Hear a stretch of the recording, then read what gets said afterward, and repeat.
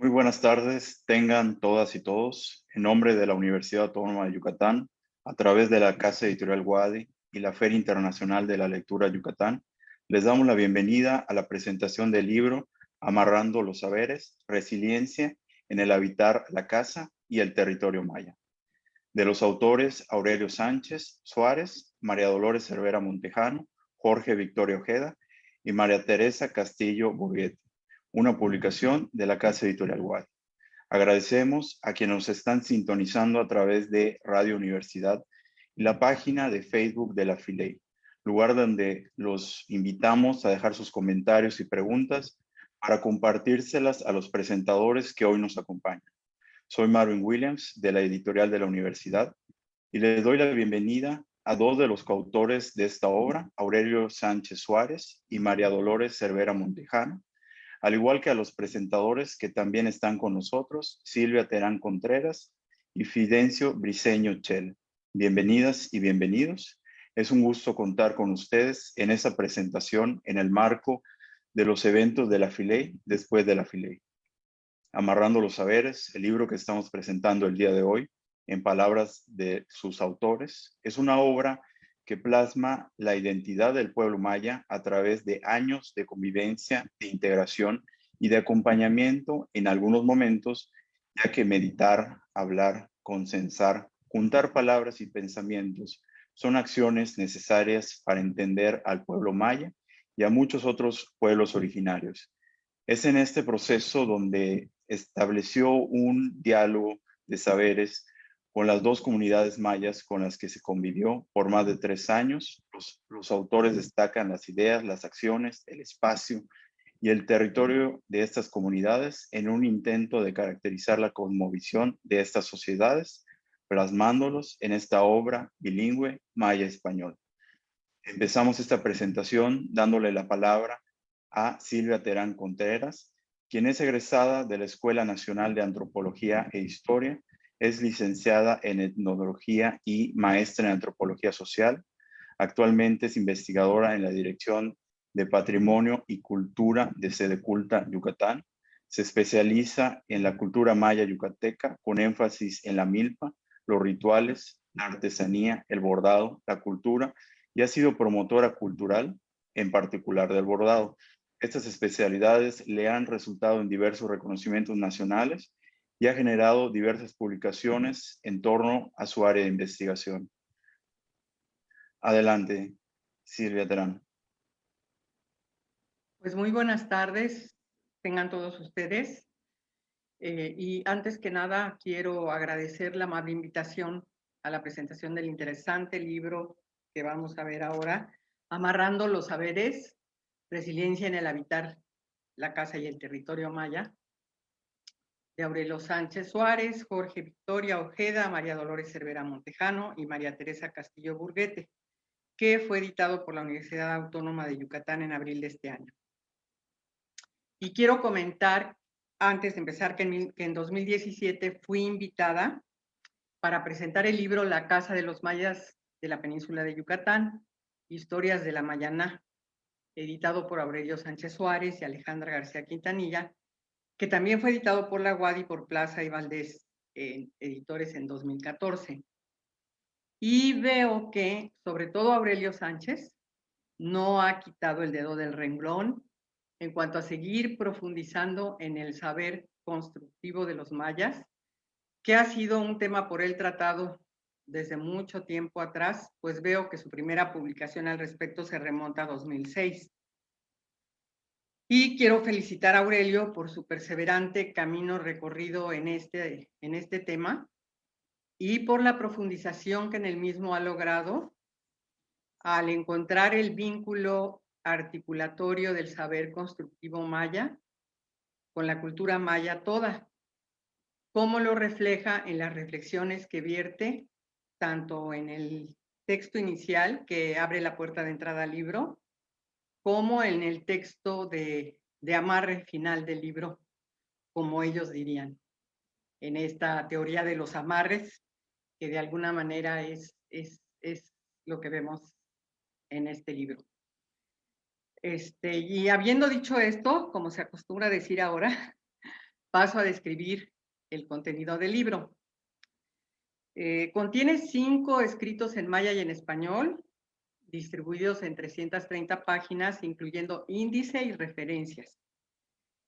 Siendo el primero un capítulo introductorio de Aurelio Sánchez Suárez al tema y al libro, seguido por 3 capítulos que se refieren, el primero, el de Jorge Victoria, a la historia del saber constructivo maya. Y el segundo, el de María Teresa Castillo Burguete, que muestra el modo de celebrar y organizarse y de cómo se articulan o amarran 2 espacios, la casa y el templo. Esto se hace en Nuquini y en Maní, que son las 2 comunidades que en general en todos los autores donde hicieron la investigación. El capítulo tercero de María Dolores Cervera Montejano describe cómo se realiza la compleja transmisión de conocimiento intergeneracional y de su dependencia de escenarios de aprendizaje y de una lengua actualmente en riesgo, las 2 cosas. Y por último, la interesante conclusión de Aurelio Sánchez Suárez, que nos sintetiza la filosofía que encierra el habitar la casa maya, los retos que están enfrentando los guardianes de este saber, tanto material como inmaterial, y el papel de las mujeres en esta forma de vivir, de pensar, de celebrar y de transmitir los saberes, dicho en términos del propio autor, siendo aspectos que ejemplifican la resiliencia maya y la fortaleza para enfrentar el futuro. Cuestión que, por cierto, también depende, dice él, pues de una sociedad intercultural y capaz de reconocer al otro para vivir en un amarre armónico, agregaría yo, aprendiendo de la filosofía que transmite el libro. Entonces, el primer escrito, que es el de Aurelio Sánchez Suárez, que termina presentando los 4 artículos que ya mencioné, inicia contextuando el libro y nos dice que es el resultado de un diálogo de saberes establecido por más de 3 años en 2 comunidades, en Nuquini y en Maní. Y en él nos presenta reflexiones sobre cómo el tejer y amarrar trascienden el ámbito de la casa y de la artesanía y se reflejan en otros ámbitos y eventos de la existencia maya. Él pone varios ejemplos, puede ser, pone como ejemplo el Hetzmek, o pone, por ejemplo, la sobada, ¿no? El amarre primigenio, dice él, es el que encontramos nosotros presente en Cuello Belice, que es digamos, ahí es donde se encontraron los primeros vestigios de casas mayas, los más antiguos, en el preclásico medio hacia 1200 antes de Cristo. Y entonces ese amarre primigenio que se encuentra en esas casas lo encontramos hasta hoy. Luego nos habla de la trayectoria de reconocimiento de la casa maya, comenzando con los arqueólogos, el estudio de Huauchope, muy famoso, muy conocido, ¿no? Que casi es de los primeros que se hicieron sobre la casa maya, y el surgimiento del concepto vernáculo, los estudios transdisciplinarios, el avance en el diálogo con los maestros constructores, los estudios sobre la cosmovisión, los materiales y el deterioro que ha implicado por ser definida como choza. Él, digamos, le da muchísima importancia y creo que con toda razón, lo mismo los otros autores y digamos, hay una corriente importante que responsabiliza en cierta manera de todos estos procesos, entre ellos en la erosión, digamos, de la erosión en general de la cultura maya y en particular de la casa maya, pues el papel que ha jugado el colonialismo, sobre todo, ¿no? El colonialismo que ha, digamos, que ha despreciado las manifestaciones culturales, pues, de todos los pueblos originarios y entre ellos los pueblos mayas, ¿no? Digamos, este sería como pues un elemento muy central para explicar por qué muchos de los otros procesos que también producen tanto materiales como ideológicos que causan la crisis de la Casa Maya, pues están precisamente contenidos en este concepto que nació, pues obviamente con la colonización, ¿no?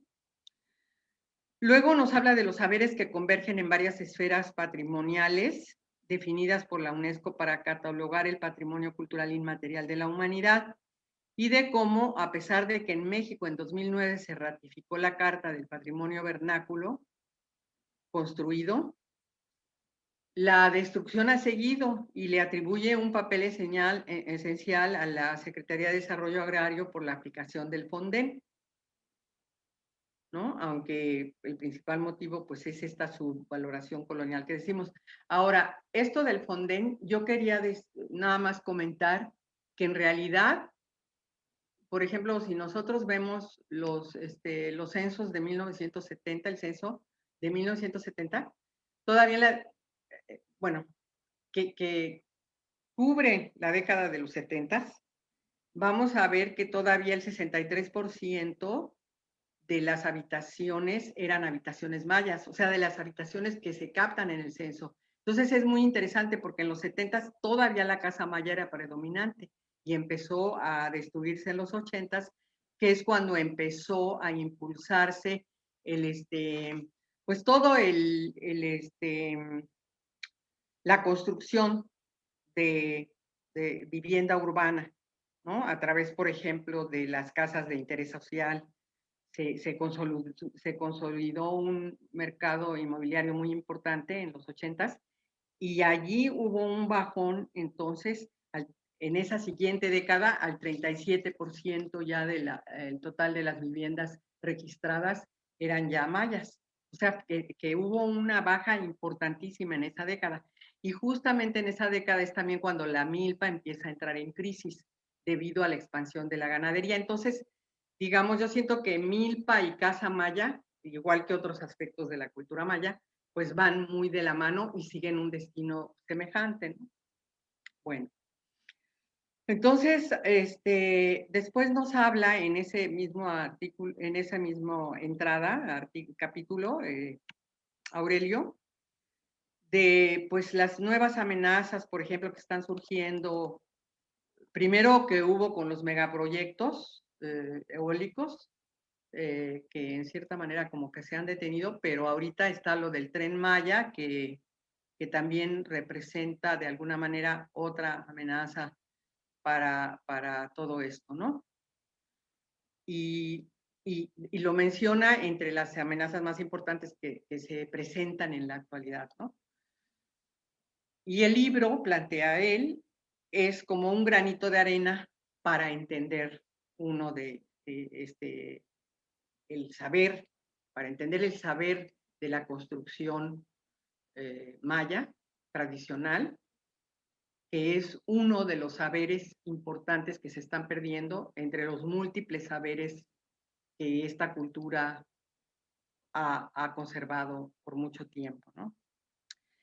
Ahora, el capítulo histórico, el de Jorge Victoria, sobre el uso de los saberes constructivos mayas, habla de ellos desde los tiempos antiguos hasta la actualidad.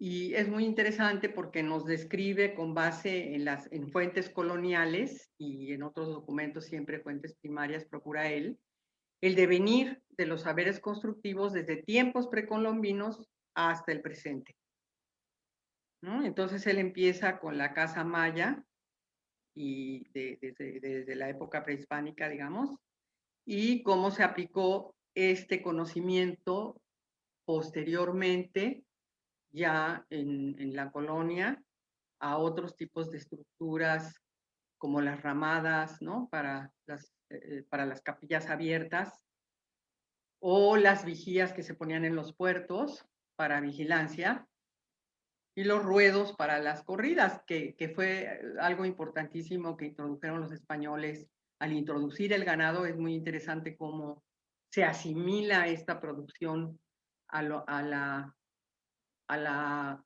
lógica maya, lógica productiva maya, y cómo entonces entra digamos, mayanizándose también la forma de manejar al animal, y surge un dueño del ganado que es Juan Tul, ¿no? Y entonces, en todos los pueblos mayas prácticamente hubo ganado, hubo corridas que se hacían pues para festejar a los santos patronos y que siguen hasta la fecha, ¿no? Como ellos lo plantean. Y Victoria nos dice que pudiera ser este grupo de los palqueros, que son los que en conjunto, en colectivo, hacen los tablados, podría ser un grupo privilegiado especializado en este tipo de saber, ¿no? Después, el capítulo que sigue es el de María Teresa Castillo Burguete, que se llama Aprender sobre el deber y el hacer, el ambiente construido, social y físico de las fiestas patronales. Teresa Castillo analiza con un enfoque etnográfico el ambiente construido para la fiesta patronal en dos comunidades, en estas dos comunidades que siempre fueron el objeto de estudio de este libro, ¿no? Digamos, fueron las que fueron investigadas, y este libro es resultado del estudio que se hizo en ellas dos durante 3 años, ¿no? Nunquiní y Maní. Y dice ella entonces, digamos, plantea los resultados con los aprendizajes que conlleva el, digamos, el construir este ambiente para la fiesta patronal. Ella se refiere a la fiesta de San Diego, que es la que se festeja en Nunquiní, y a la fiesta de la Virgen de la Asunción, que se festeja en Maní. Y la festividad, dice ella, se construye con componentes civiles y religiosos que establecen un diálogo para acordar los espacios de convergencia de la fiesta. Y en ella se observan lo que ella llama marcadores fijos y semifijos que forman el ambiente festivo del que la gente aprende y mantiene en su memoria, ¿no? Entonces se entiende, en la medida en que ella va describiendo cómo se desarrolla la fiesta, se entiende que los marcadores fijos y los semifijos, digamos, son como espacios que la gente identifica, pues, es decir, que ya están vinculados a la fiesta, aunque no completamente, porque no siempre hay fiesta, o espacios que se recrean para la fiesta en un momento dado, como puede ser la construcción misma del tablado en el centro, donde normalmente allí no hay un ruedo, pero en un momento dado se construye, ¿no? Ese ruedo. Entonces, es muy interesante ver la descripción de los espacios que intervienen en la fiesta y cómo se transforman para ir construyendo el escenario de la fiesta. Es importante allí, en lo que ella describe, el papel de los palqueros que construyen el ruedo y las distintas formas de participación de ellos en la fiesta, ¿no?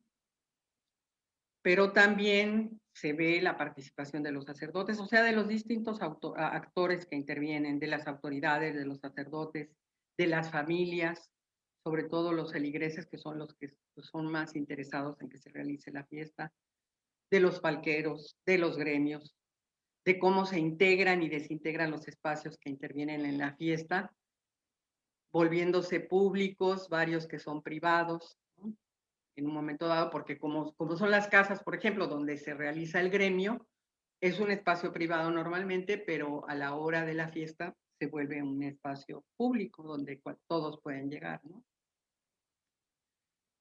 Y luego también nos habla de algo interesante que ocurrió allá en Maní, que por la intervención de Fomento Cultural Banamex, por petición de un párroco para la restauración del convento, esto dio pie a que Fomento Cultural Banamex interviniera para cambiar el lugar del ruedo al barrio de la Candelaria en Maní.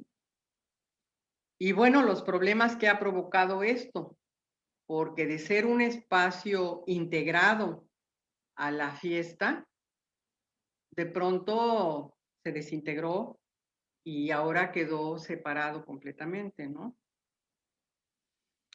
Y en la descripción que hace Teresa, ella también va dando algunos elementos de los cambios que se realizan allí por intervención de los cerveceros, o sea, cambios que se van dando en la concepción de la propia fiesta y de la corrida, ¿no? Y al final incluye un cuadro muy detallado donde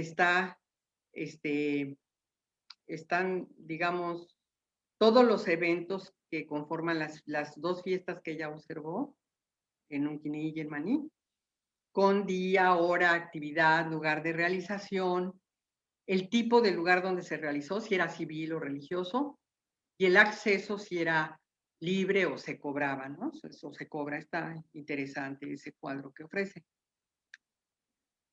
Ahora, el capítulo que sigue, está en mi voluntad aprender, está en mi voluntad amarrar, de María Dolores Cervera Montejano.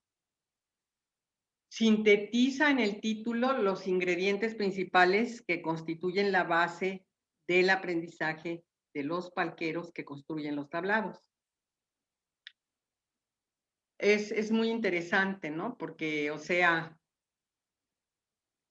la voluntad de aprender y la voluntad de amarrar son los elementos por los cuales un palquero en un momento dado aprende y se compromete a seguir el camino de palquero.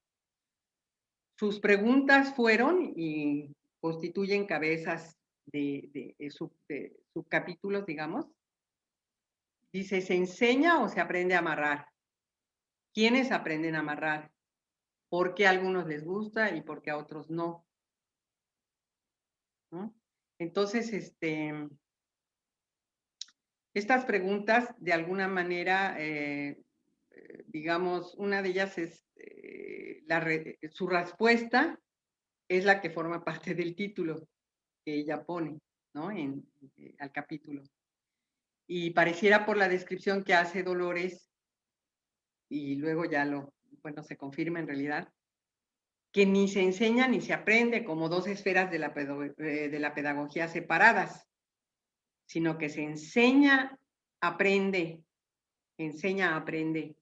en una dinámica de aprendizaje diferente, donde la observación profunda permite amarrar en los ojos y en la memoria lo que se ve en el que está aprendiendo, y donde el que enseña, entre comillas, aprende y enseña, lo estoy poniendo entre comillas, donde el que enseña solo hace lo que tiene que hacer e indica y corrige dónde tiene que hacerlo en una pedagogía maya, ¿no?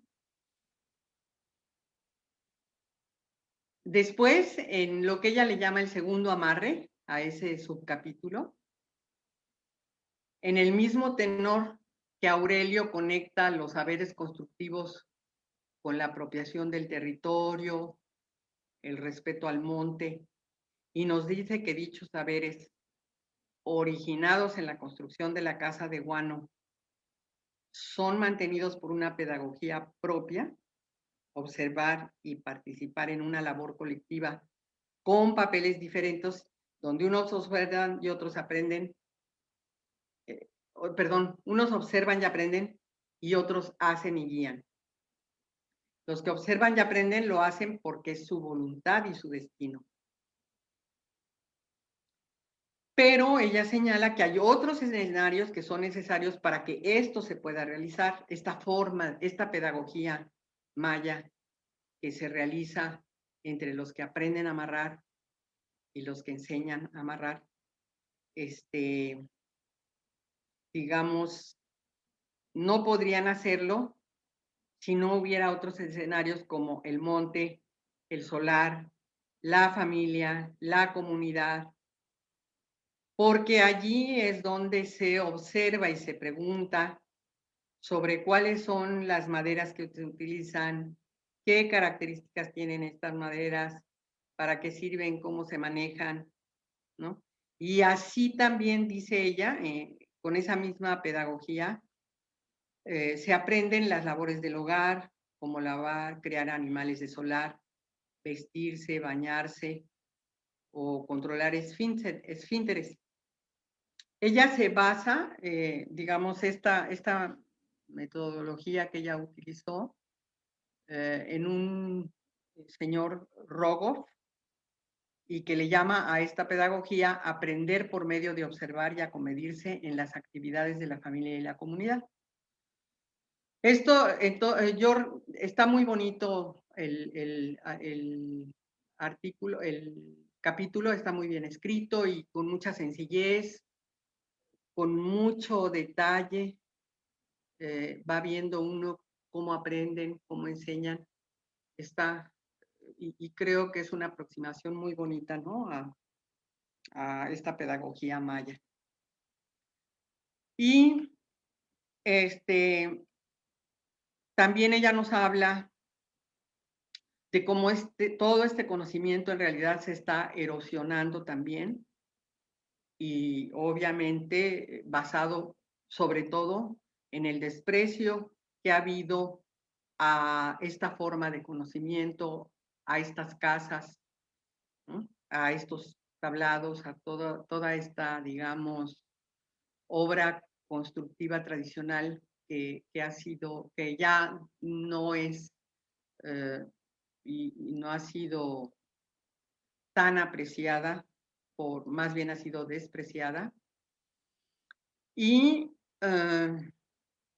se mantiene por los palqueros, dice ella, pero los mismos palqueros dicen que no es lo mismo amarrar un palco que amarrar una casa.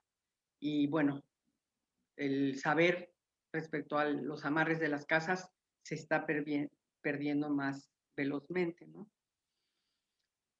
Luego, algunos enemigos, digo yo, que menciona ella, son, por ejemplo, para esto de los tablados, de que sigan persistiendo, perviviendo este saber constructivo de los tablados.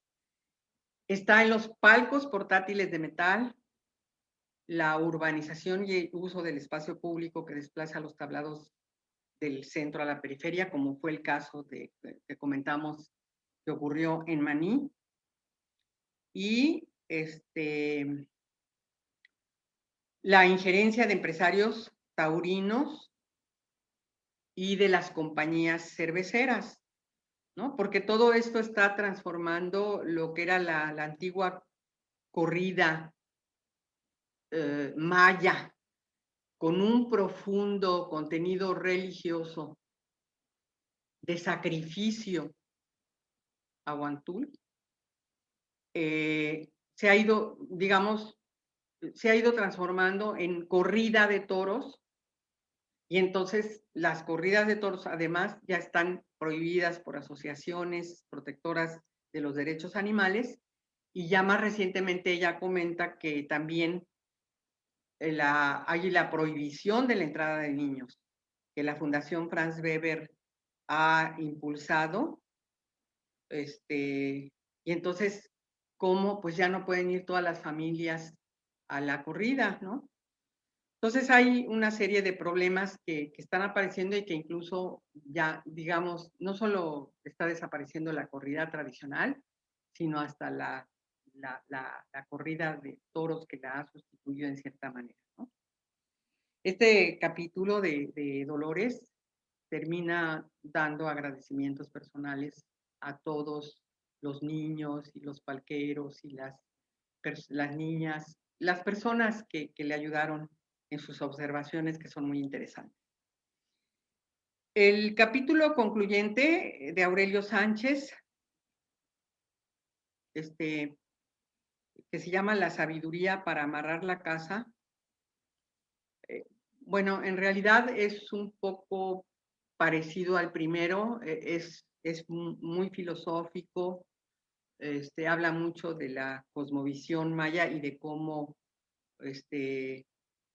digamos, la casa maya está, digamos, asociada, perdón, es que aquí, yo ya me perdí en el aspecto de que él plantea de manera sumamente interesante que el Popol Vuh es, digamos que allí en el Popol Vuh está escrito o cómo de alguna manera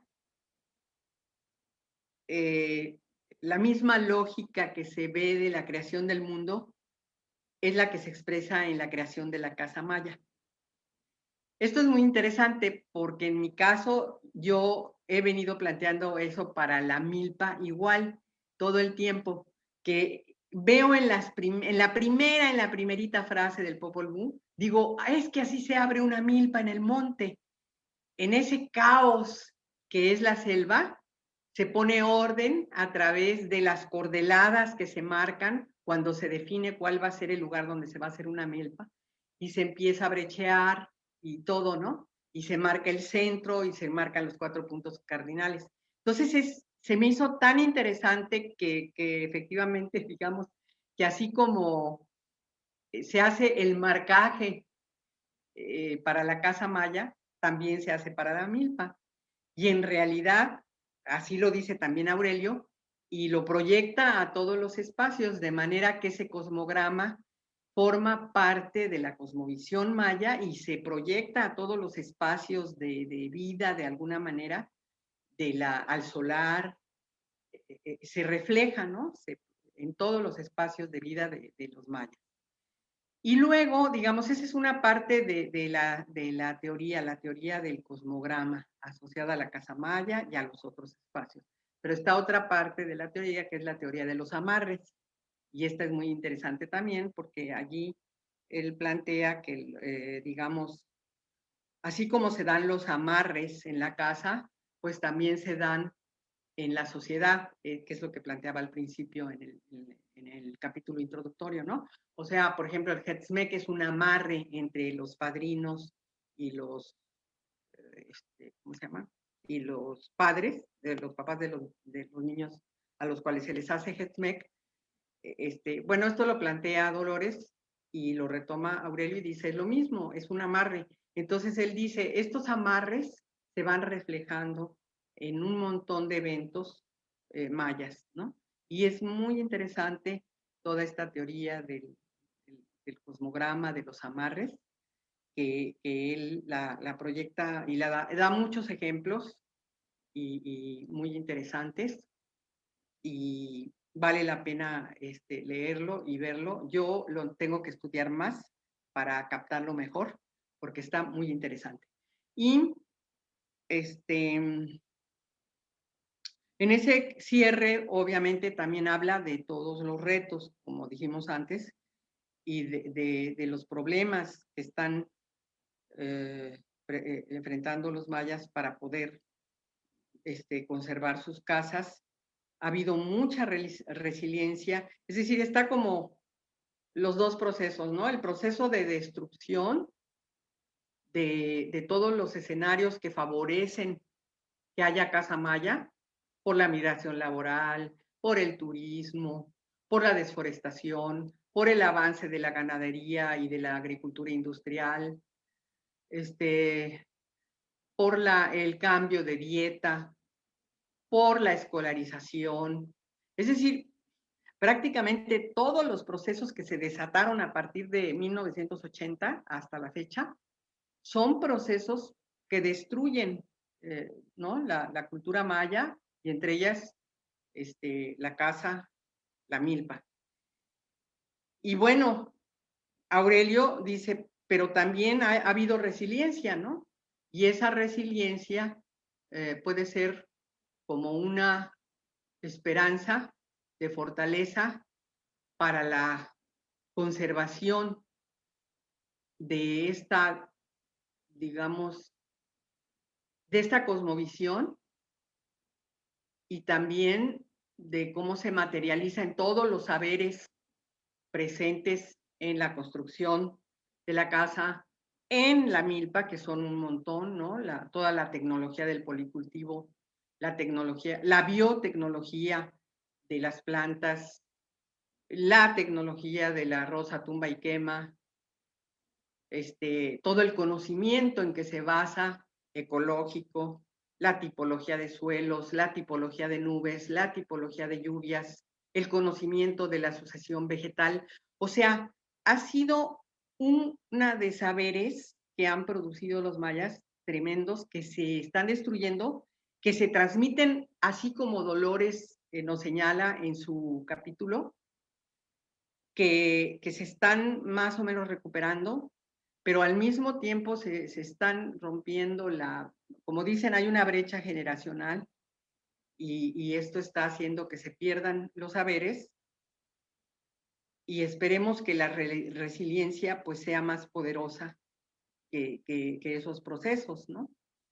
Y pues aquí termino porque ya me llevé, creo que no sé cuántos minutos, para dar paso a quien sigue. Y agradezco mucho el libro, es muy bonito. Yo todo esto de la teoría de los amarres y la teoría o sea, y todo esto de la cosmografía maya, me gusta muchísimo porque siento que son elementos que permiten articular un montón de aspectos de la cultura maya, ¿no? Y que son aspectos que han estado desarrollando Aurelio y pues las personas que han trabajado con él. Muchas gracias.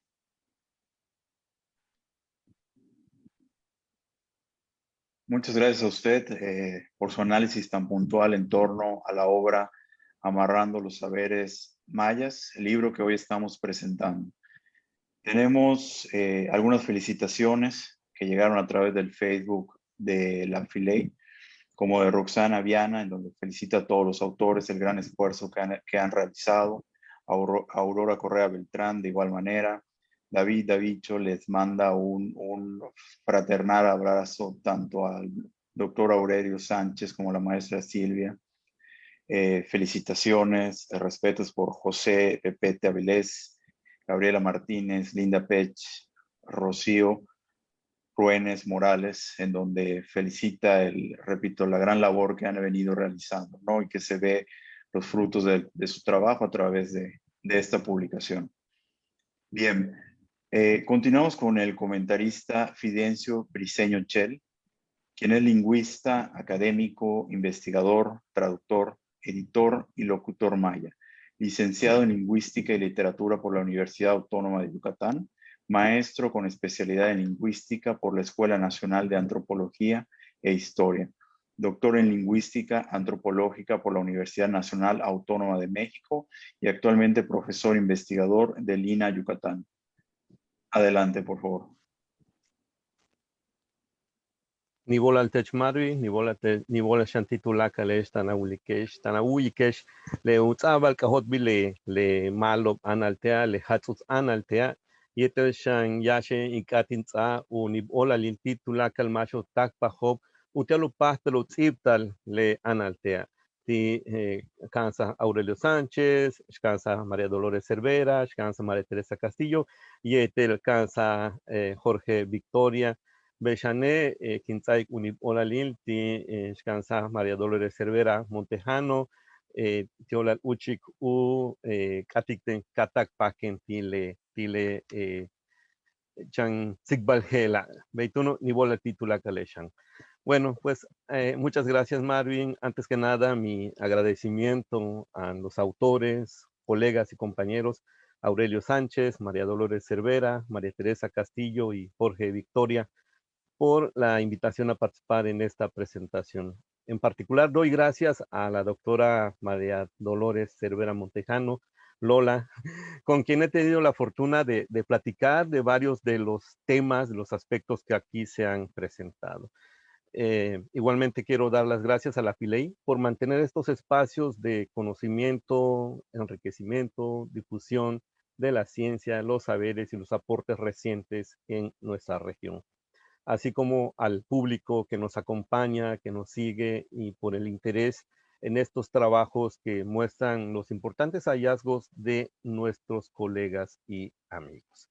Y bueno, ya amarrándome en el tema, amarrando el tema, como dirían los autores, pues creo que la maestra Silvia ha dado una excelente presentación de cada una de las partes del libro. Ya lo ha hecho Tzik, como diríamos aquí en estas tierras, y ha ido deshebrando, ¿no? Cada uno de los temas que componen este libro.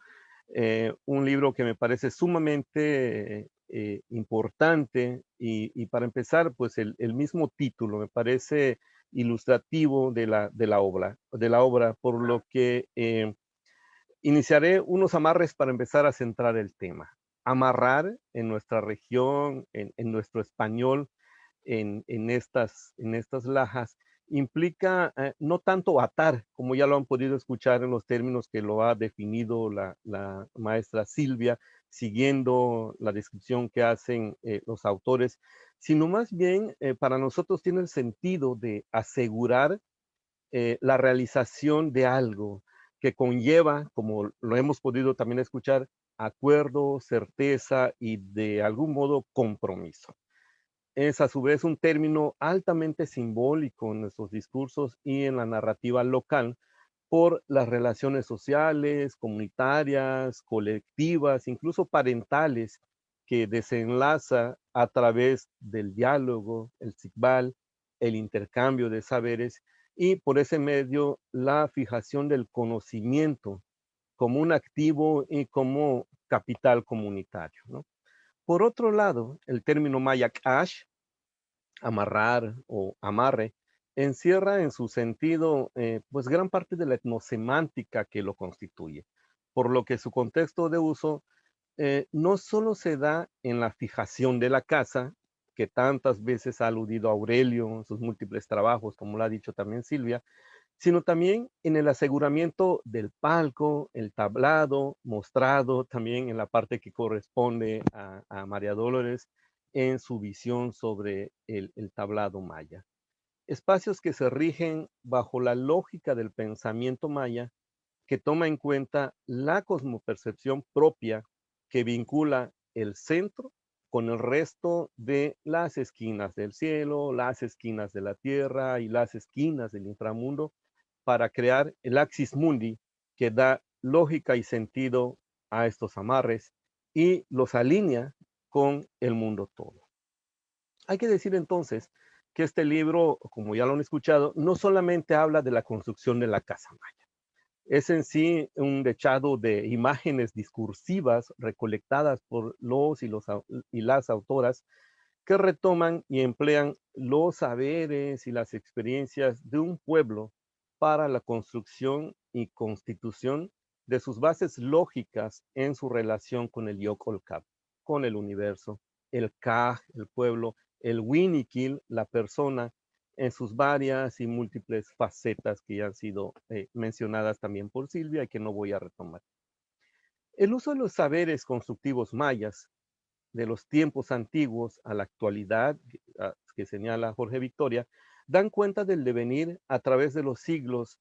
Este tipo de saberes ha tenido su aplicación desde tiempos precolombinos, su continuación después de la conquista y el afianzamiento de la vida colonial e independiente en la región peninsular yucateca hasta el presente.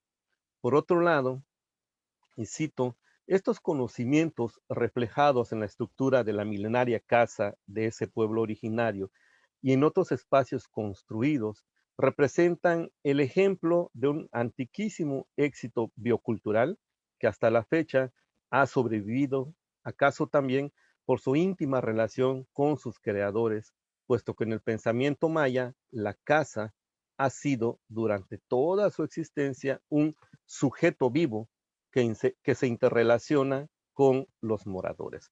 Fin de cita. Nos detenemos un poco para comentar la importancia del término maya para la casa, para nombrar la casa. Naj, que si bien ha sido algunas veces, digamos, aparejado con na para permitir el juego simbólico de la casa como madre protectora, hay que decir que los términos tienen distintas raíces. Por otro lado, tenemos una segunda opción, que sería otoch, que también nos da mucha tela de dónde cortar por su antecedente como término para nombrar el caracol, otot u utut en las lenguas cholanas, por lo que metafóricamente alude a la casa como protectora nuevamente. Por otro lado, también Jorge Victoria menciona que es notorio que el glifo para casa, en parte, es un carapacho de tortuga, analogía de cobertura, protección, hogar, lo cual lo convierte en un elemento simbólico muy importante en la relación metonímica, caracol, carapacho, tortuga, casa. Como quiera que sea, como quiera que se vea, la casa en sí, para nosotros los mayas, constituye uno de los elementos más importantes como protección nuestra. Sin embargo, aquí los autores hacen referencia a un tipo de casa muy particular, nuestra Shanilna, traducida literalmente como casa de paja, y coincido con Silvia y con los autores que no me parece lo más acertado para denominar a nuestra casa, así como el término choza, por toda la discriminación y formas despectivas con las que a veces se le nombra y se liga con la pobreza, lo rural, la marginación y toda la estigmatización con la que se le ha mirado.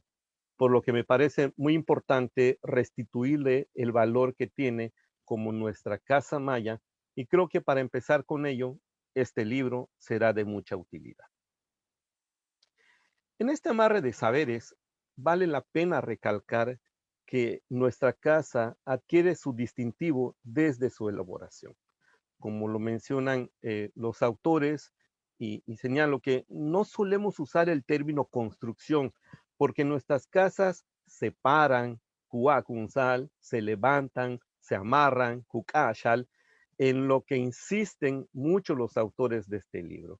Por ello, cobra importancia el acto de amarrar junto con la relación con la naturaleza, que implica como primeros pasos saber elegir qué tipo de maderas son las adecuadas para cada una de las partes constitutivas de la casa, experiencia que se adquiere de generación en generación, y así, al paso del tiempo, se especializan los amarradores de casa, lo cual, como dicen los autores, está cada vez más en riesgo, desgraciadamente. En su elaboración, no solo están la técnica constructiva y el uso y selección de materiales, sino también el pensamiento cosmogónico del pueblo originario. En su constitución se le da vida a la casa, se convierte en un ser vivo, por lo que adquiere una relación diferente a la que se le da, por ejemplo, o a la que se tiene con las casas de mampostería.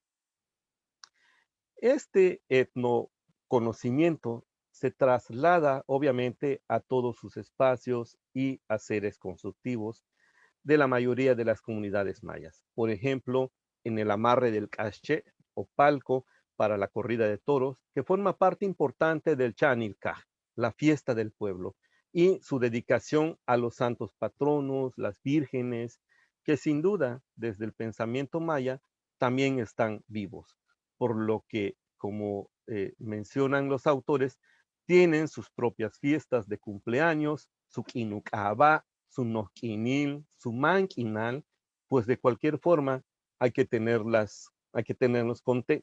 contentas y tranquilas a las deidades religiosas, con quienes, por supuesto, se tiene otro tipo de amarres, compromisos y formas de respeto que permiten la sana convivencia, la protección y pervivencia de este entramado de conocimiento, comportamiento y sabiduría mayas. Por eso me parece muy importante esta relación y este paso de la casa al ruedo, las fiestas, los santos patronos y la importancia de ellos en el mantenimiento cultural de estos elementos importantes. Por esto resulta también destacable saber cómo es el camino o la vida del palquero, cómo aprenden a amarrar, qué los impulsa a ello, ya sea la voluntad o el destino camino. Me parece excelente esta metáfora del bel, que los lleva al compromiso de mantener viva la tradición, una tradición que a pesar de los amarres empieza a escaparse de sus manos. Desgraciadamente, una verdad que los autores dan cuenta es la pérdida de la sabiduría para amarrar la casa. Y en las distintas comunidades en las que ellos trabajaron, se ve cómo esto, junto con la costumbre de amarrar el palco, empieza a cambiar.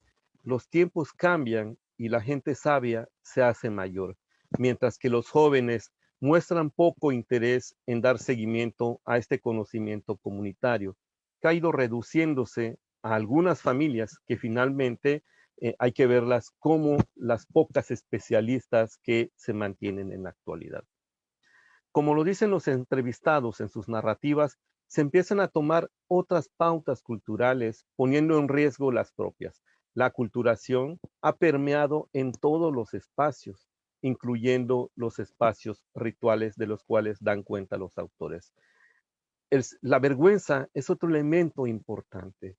El sentirse avergonzado de estos elementos culturales, catalogados como símbolos de pobreza, han logrado lo que en siglos ha intentado: borrar estas pautas culturales identitarias a través del colonialismo interno para la negación de sus raíces, sus costumbres y su mayanidad, con lo que se inicia el kesh o cambio en la identidad.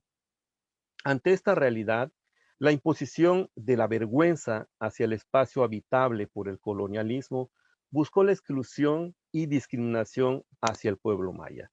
Sin embargo, como como se muestra en este libro, esta identidad no ha podido ser arrebatada en siglos al pueblo maya. Afortunadamente, hay visos de esperanza. Las nuevas generaciones que crecieron en una casa de paja, que habitaron en una comunidad con sus tradiciones bien fundamentadas y con ancestros y parientes seguros de su mayanidad, van respondiendo ante los ataques de la modernidad. Se reconfigura el espacio, pero no se pierden los saberes de quienes crecieron o crecimos en una casa de guano, por lo que el proceso de desaprender, de descolonizarse, puede darse y así retomar o revalorar la filosofía del habitar de los mayas como una propuesta para la siguiente generación. Así lo menciona Escobar y así lo señalan también los autores. Y por de pronto, este libro seguramente puede servir para repensar en los saberes ancestrales que se ponen en riesgo con estos sentimientos y acciones en contra. Bueno, creo que esto ya Silvia ha ampliado bastante, suficiente la explicación de cada capítulo. Voy a ir cerrando diciendo que, bueno, celebro que este libro se haya publicado de manera bilingüe. Por ello mismo, queda como un referente del quehacer antropológico en nuestra región. Reconozco el trabajo de los traductores Sari Lorena Jau Ucan, Lore, y César Cancanul, mejor conocido en el medio como Chanhuacash, pues no es fácil abocarse a estas tareas. Mi reconocimiento a estos dos compañeros hermanos mayas. Solo tengo que decir nuevamente que para un total cumplimiento de los derechos lingüísticos falta mayor profesionalización y reconocimiento a la labor de los traductores y darle el mismo estatus a los traductores en lenguas que a los traductores en lenguas extranjeras. Si bien me congratulo de ver el libro también en maya, pero queda un negrito en el arroz. Hace falta mayor acompañamiento para la gestión profesional del trabajo del traductor. Y me refiero, por ejemplo, a la corrección de estilo, la revisión, la estandarización de terminología especializada como la que se usa en este libro, que deben de hacer los editores como se hace en las otras lenguas. Y esto no le toca al traductor, le toca a los editores, pero hace falta editoras y editores preparados para ello. Sin embargo, creo que este libro muestra grandes avances para ese reconocimiento y para este planteamiento de hacer de Yucatán un estado bilingüe. Pero no quiero ser aguafiestas. Cierro este punto y concluyo diciendo que hoy por hoy debemos esperar más obras de este calado. Felicito a los autores, felicito a la UADY por esta edición y recomiendo la lectura de este importante libro que puede servir para despertar conciencias, pero también para generar modelos de pensamiento que se basen en nuestras raíces patrimoniales y aporten para su amarre, su permanencia y obviamente su resiliencia. Nibol Altech, muchas gracias. Buenas tardes. Muchas gracias, doctor Fidencio, por sus valiosas palabras. Bien, nos quedan 5 minutos para poder respetar el horario que nos marca la feria y los siguientes eventos que continúan, ¿no? Nos quedan las palabras de los coautores, de la coautora de la obra que estamos presentando el día de hoy, Amarrando los Saberes, Resiliencia en el Habitar la Casa y el Territorio Maya.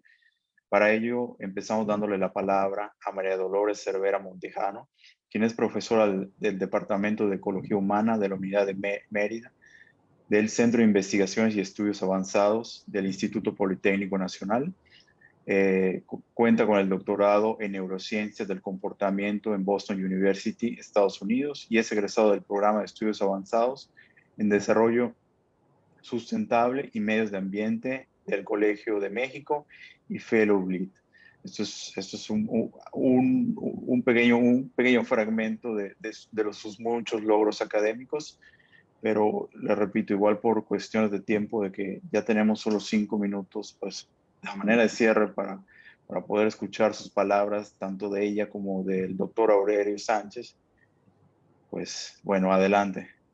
Gracias. Quiero ser nada más breve, no tengo realmente nada que agregar a los excelentes comentarios, a la revisión, a las lecturas que hicieron Fidencio y Silvia. Solamente quisiera señalar que en realidad el libro es como un amarre también, ¿no? Es el amarre de un trabajo colectivo, de un equipo muy grande, conformado por personal de Sinvestab y por personal de la Unidad de Ciencias Sociales de la UADY, ¿no? Como siempre, agradezco públicamente a Aurelio por habernos invitado a participar en el proyecto, y fue un amarre por la convivencia diaria entre nosotros, sin pleitos, sin arrebatarnos el baño en trabajo de campo, por todo la convivencia con los palqueros, con sus familias, por estar sentados ahí nerviosísimos, viendo las corridas de toros, participando en el amarre del tablado, por todo lo que compartimos. Creo que este es un amarre que señala, por un lado, ese amarre de ese periodo, se amarra y se acaba esto, pero al mismo tiempo abre el camino a desamarrar para continuar trabajando y aprendiendo un poco, tratando de que de que esté en nuestro rol continuar este camino. Gracias. No, gracias a usted por su excelente intervención y también por la invitación a leer esta publicación, ¿no? Ya para cerrar, continuamos cediéndole la palabra a nuestro coautor, Aurelio Sánchez, que es profesor investigador de la Unidad de Ciencias Sociales del Centro de Investigaciones Regionales de la UADY.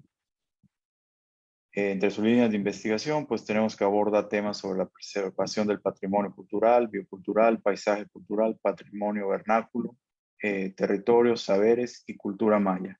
Adelante, por favor. Gracias, maestro Marvin, por gestionar esta presentación en este evento, la FILEI después de la FILEI. Gracias a Silvia, a Fidencio, por haber aceptado comentar este libro. Mi participación solamente se va a también agradecer a quien no se ve aquí, pero que institucionalmente fue quien hizo realidad todo este proyecto, que fue lo que es el CONACYT. El proyecto se llamó Conocimiento Constructivo Maya, estudio de los saberes vinculados a la arquitectura vernácula en 2 localidades mayas, que sometí a ciencia básica, convocatoria de ciencia básica, y fue aceptado y financiado para poder desarrollar un trabajo de campo, como ya mencionó Lola, muy intenso, porque creo que solamente así es como se puede llegar a poder hacer esta marca que todos hemos hablado, ¿no? O sea, no es llegar a un saqueo intelectual, nada más dime lo que sabes y ahí me voy y publico y listo, ¿no? No, es un proceso en el que convivimos y contribuimos también con la comunidad, retribuimos en todo lo posible en acciones que salen fuera del libro, fuera del proyecto, y en esta relación con las 2 comunidades para apoyarlos también en sus procesos diarios que enfrentaron, ¿no? Entonces, eso deja también una gran enseñanza que no se ve en el libro, que no se puede leer, pero que está ahí inmerso en cada palabra que nosotros vamos dando, los agradecimientos que tenemos para las comunidades. Somos solamente el medio por el cual estamos haciendo esta traducción hacia lo académico, ¿no? De lo que se da esto. Y también produjimos dos documentales que hablan sobre estos temas, sobre el tema de la casa, sobre el tema de los tablados, que ya se han presentado también en otras ocasiones, y que ahí vemos ya mucho más latente la voz de quienes nos compartieron sus conocimientos para poderlos expresar a través de este proyecto. Pues, muchas gracias a Lola por haber aceptado este reto, de una etapa más de ir profundizando, como dice Silvia, en donde pues son proyectos transdisciplinarios y es necesario encontrar a los especialistas de las otras disciplinas que puedan dialogar contigo y construir en conjunto, ¿no? No es cada quien trabajó por su lado, todos fuimos madurando cada capítulo en sí, luego, aunque sí los escribimos luego individual, pero lo fuimos madurando en el SIGVAL, ¿no? En ir platicando entre nosotros, entre el pueblo, todo eso. Ese es el producto que traemos, y en esta primera presentación pues, están recién salidos. Muchas gracias, maestro Marvin. No, al contrario, gracias a usted por la invitación. Ha sido excelente estar aquí, ¿no? Muy agradable escuchar los comentarios de todos, ¿no? Pues bueno, cerramos con la invitación a leer este libro, Amarrando los Saberes, el cual lo podrán adquirir a partir del 9 de agosto en Librería Wadi, a través de su portal web, que es www.libreria.wadi.mx, ¿no? Aquí tenemos el libro, o simplemente poniendo en cualquier buscador Librería Wadi, ¿no? Agradezco a los presentadores, a los coautores, al equipo de Filey quienes hicieron posible la transmisión de esta presentación, así como a todos los que sintonizaron a través de Facebook de la Filey, ¿verdad? Ya por último, los invitamos a todo el público a la presentación del poemario Pluvia de Raúl Renan, que la tendremos a las 7 de la noche el día de hoy en esta misma página de Facebook de la Filey, ¿no? Y de igual manera, el día miércoles 7 de julio, en punto de las 6 de la tarde, tendremos la presentación del libro Del texto al pretexto, hay mucho contexto, de la editorial de la Wadi, evento que también se transmitirá a través del Facebook de la Filey. Listo, pues muchísimas gracias a todos. Fue un gusto verlos por aquí. Nos vemos, hasta luego.